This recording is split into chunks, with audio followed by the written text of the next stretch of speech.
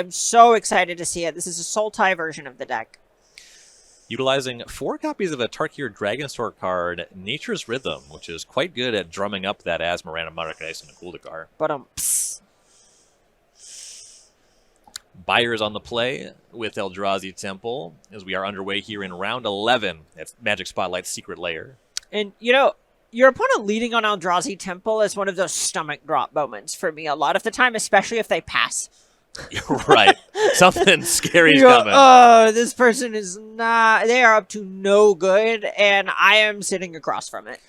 Sam Brown's going to shock in a breeding pool for a turn 1 Underworld Cookbook as we go back to Wesley Byers. Land number 2 is Beseiju, and the play is Glaring Fleshraker. This card can snowball very quickly. Right, and this is one of the cards that does not necessarily need infinite mana, but you aren't going to complain about it, but utilizes the infinite creature fall that comes from the Basking Brood Scale combo to kill the opponent.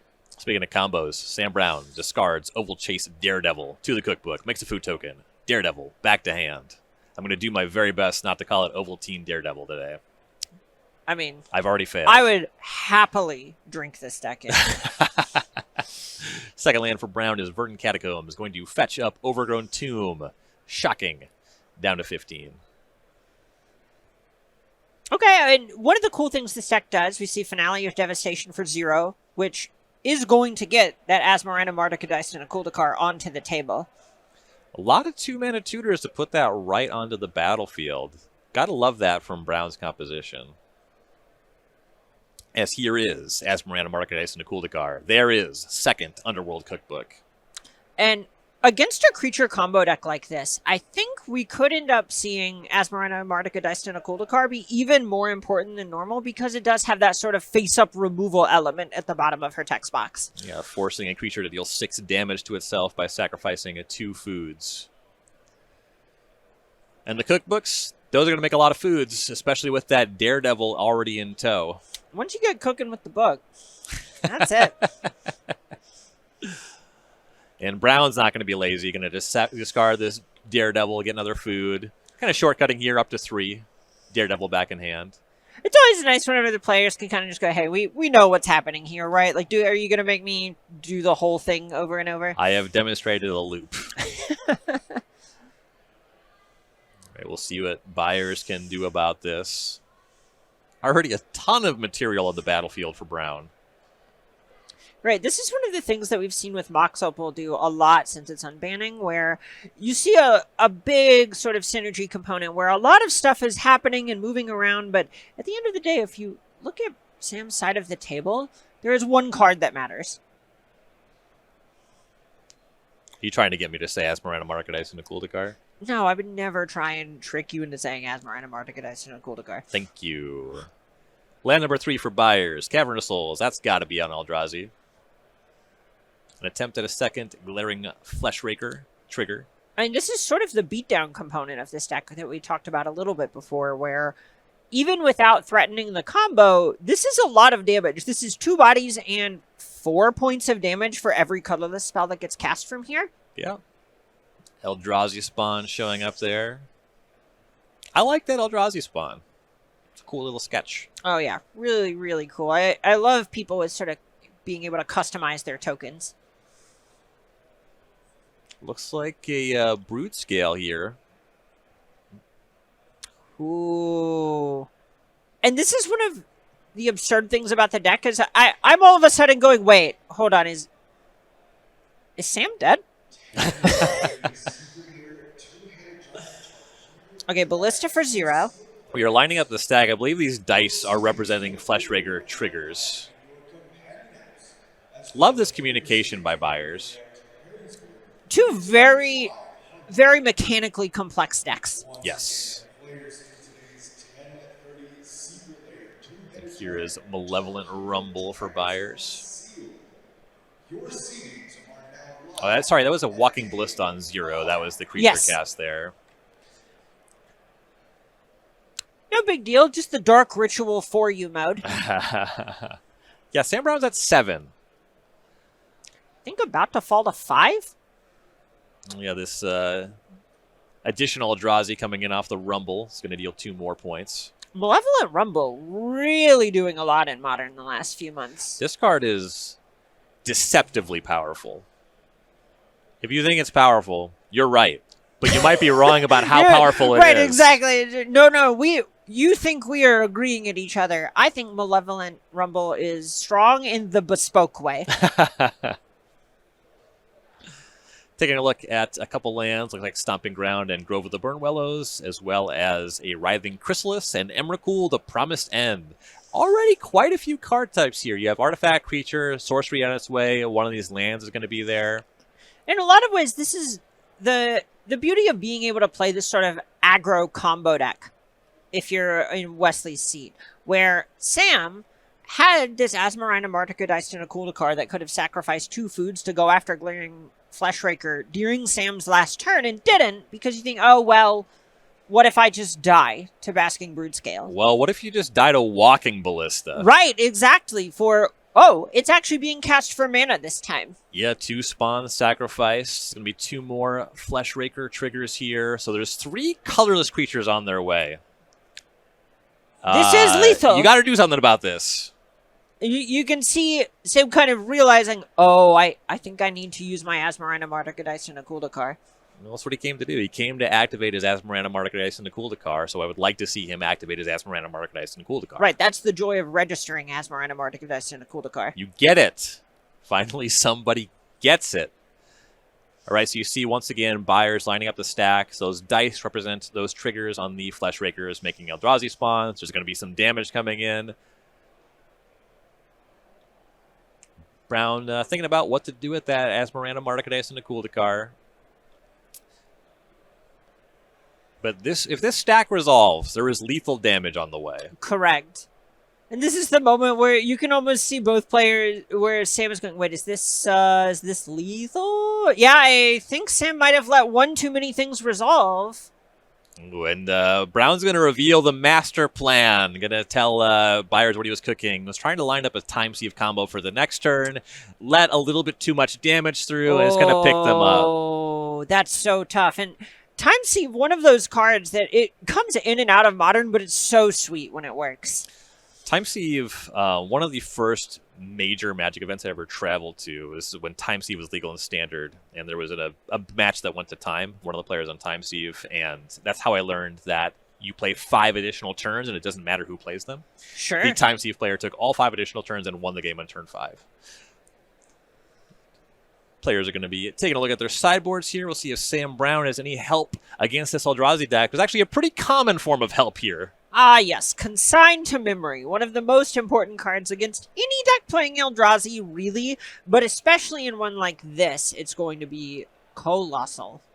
Yes. Anything else looking particularly impactful here? It's not hard to talk me into Harbinger of the Seas. All of a sudden, I feel like I need to go check what types of lands Wesley has brought. There aren't a ton of fetches to really help get out from under it or preempt it in a big way. There are a couple of wooded foothills and a couple of forests, but other than that, I think Harbinger of the Seas could do great work in a matchup like this one. For Wesley Byers, probably a bit less familiar what's going on in the Sam Brown's deck, but there is an open deck list and did see a few of the marquee cards already. I see at least one loud card in the sideboard here. What do you like for Byers? Right, so I really like Pithing Needle. This is a card that kind of rounds out an Urza Saga package, if that's what you want your deck to be about, but being able to turn off Underworld Cookbook is a really, really big deal, and a card that's pretty attractive to me in a matchup like this one.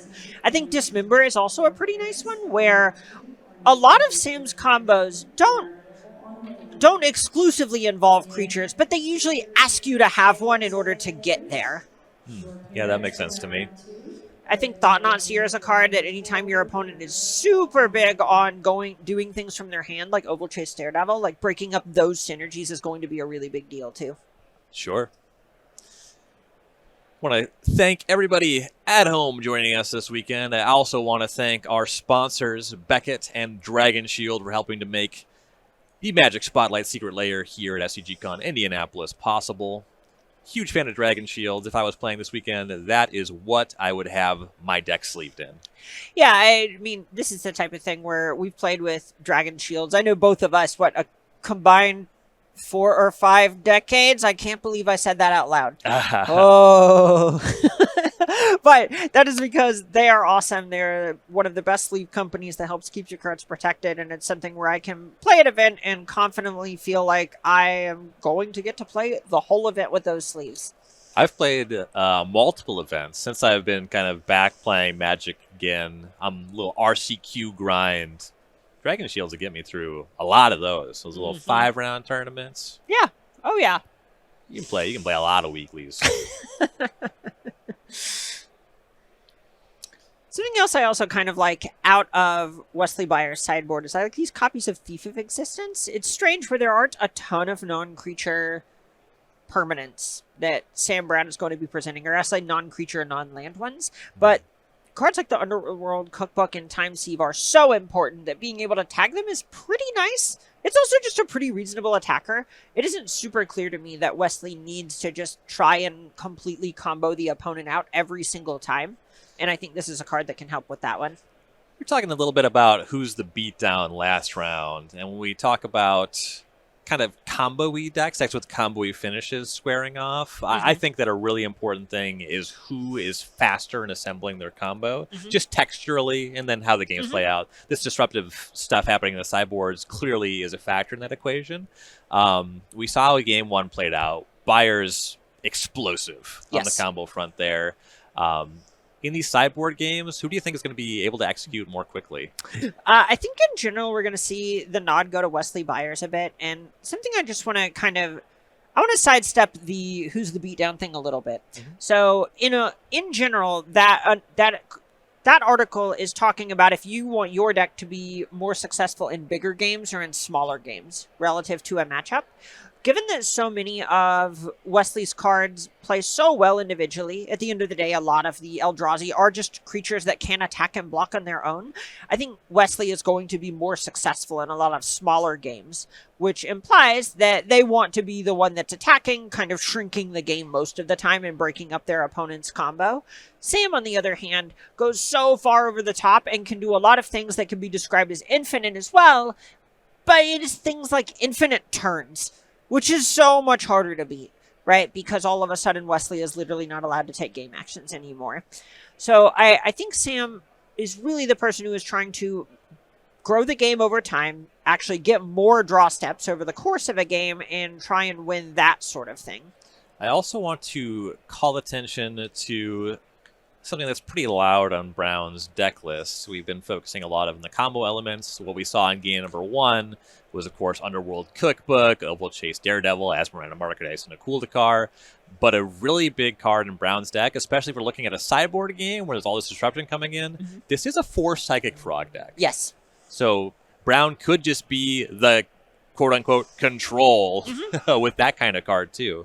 Right. There's only a suite of instance, one of Consign, to Memory, Fatal Push, Metallic Rebuke, Spell Pierce, etc. in the main board. But sideboard, there are significantly more tools. Those Consigns we talked about, these Fatal Pushes you can see on the screen. It is not that hard for me to imagine a world in which Sam says, okay, fine, let's play fair. You got it. I'll see you there, bud.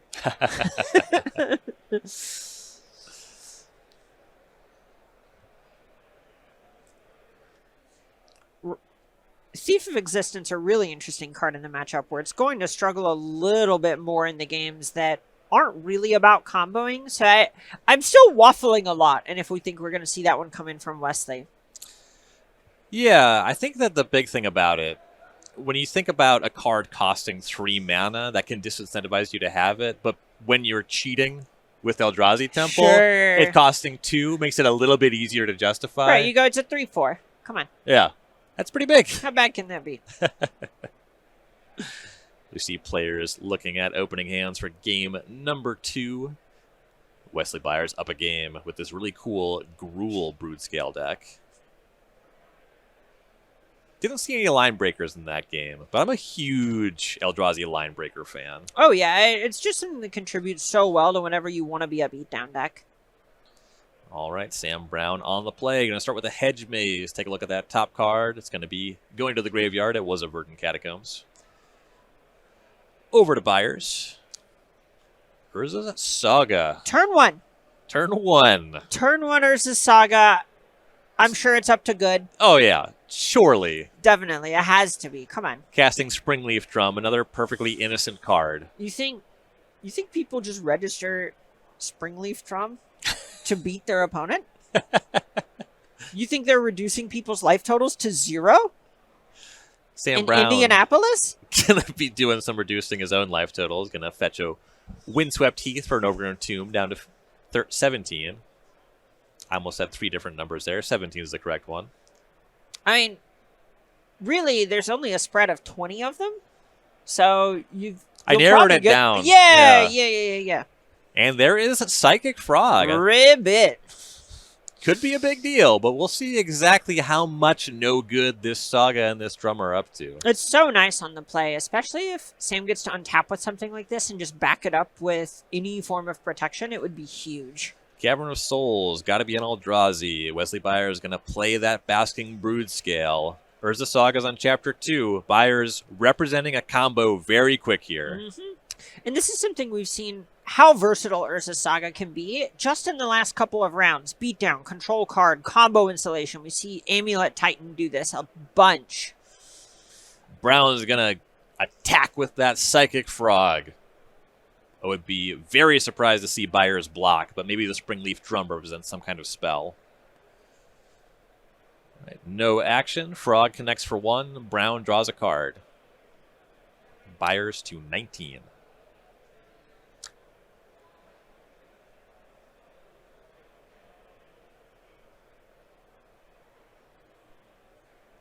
See if Brown wants to commit anything else to the battlefield, if there is any kind of play.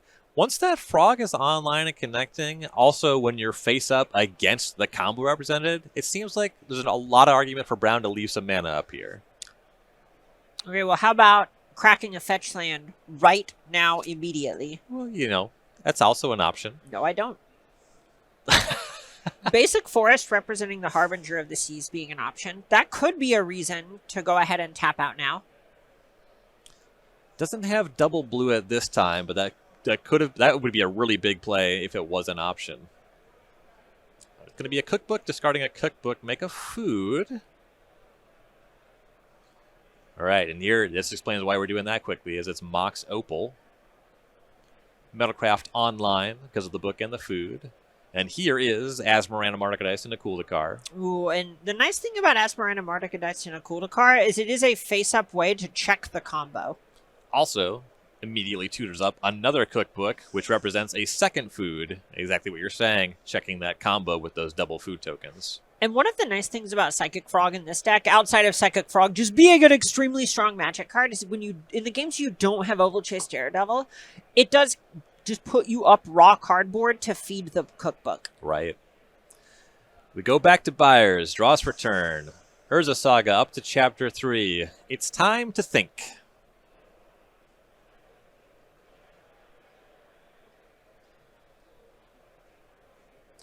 Probably pretty confident that Asmarana Martikadice and the Kuldakar would break up an attempted combo on this turn. So do you want to just make a mana with the Saga? Do you want to find the Blade? Do you want to pivot to a different target to tutor for? A lot to think about here.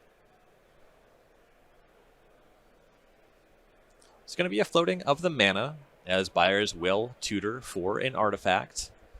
It will be the Blade of the Bloodchief. And so far, I think I like this play. One of the things that it does is it more or less forces Sam to go ahead and commit another card to making a food. Yeah, we do not see a Daredevil this game, so it is going to be a real resource. Right. Every time that Byers does something like this, it is eating real material from Brown. Grove of the Burnwellows is land for turn. Love that Byers has the Future Sight version. Oh, yeah. And here is Equip of the Blade. It's going to be a response here. Cookbook, discards, Finale Devastation. Lining up to make a second food. Does Byers have a response? Oh, is this the Dismember? That would be massive. Oh, that would be game, or that would be infinite mana at least. That would just be game. Tapping of the Grove. Okay, looks like we are adapting our Brood Scale in response. Okay, this is nice. This is basically just making sure you at least get the mana rebate, or at least get a body on the brood scale, which you can then tap the spawn to the Springleaf Drum. And Fatal Push is going to respond to that. Mm. Byers are going to use that drum. Veil of Summer. Oh my god. Oh my god. Wait. Oh my god. That counters the Fatal Push? Also, correct me if I'm wrong, but Asmarana Marketized in Akuldakar is a black permanent? Oh, I would never correct you about Asmarana Marketized in Akuldakar. You know so much about her. Oh my god. So here is the spawn from Adapting.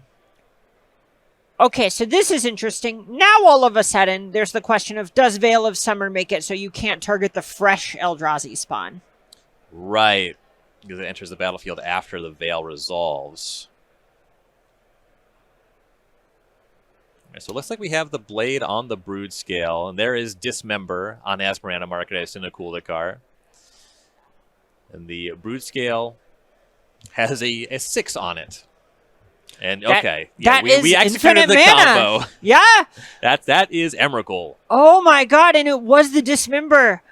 Oh my god, what? That was navigated so well.